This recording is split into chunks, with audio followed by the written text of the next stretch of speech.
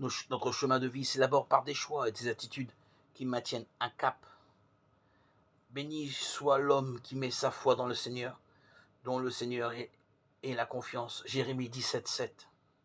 Le psaume 1 raconte le bonheur d'un homme ou d'une femme qui avance dans la vie en posant des actes précis. Il évite de ricaner avec les autres, il contourne les chemins faciles de la méchanceté. Au contraire, il s'évertue à approfondir sa relation à une source qui le fait vivre. Ces actes génèrent des conséquences qu'il peut reconnaître. À la description de cette façon d'être, on devine que le qualificatif d'heureux n'est pas d'abord de l'ordre d'un sentiment passager. Il désigne un état. En hébreu, ce terme a la connotation d'avancer, de faire un pas en avant, un pas de plus. Il décrit l'attitude des personnes qui tracent un chemin, qui construisent une trajectoire en gardant un cap. C'est ce même terme que reprend Jésus dans les Béatitudes. Un pas en avant, vous les pauvres, car le royaume de Dieu est à vous. Un pas en avant, vous qui avez faim, maintenant, car vous serez rassasiés.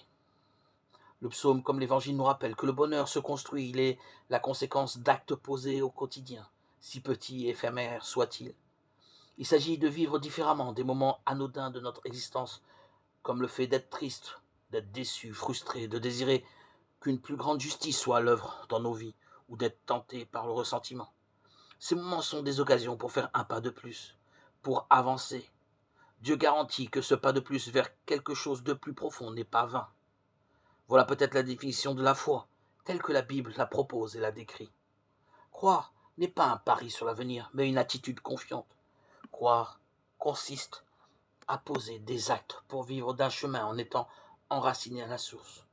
La parole de Dieu nous raconte que cette façon d'être est possible, atteignable, et qu'elle comble ceux qui la pratiquent. Fais confiance au Seigneur, agis bien, habite la terre et reste fidèle. Psaume 36.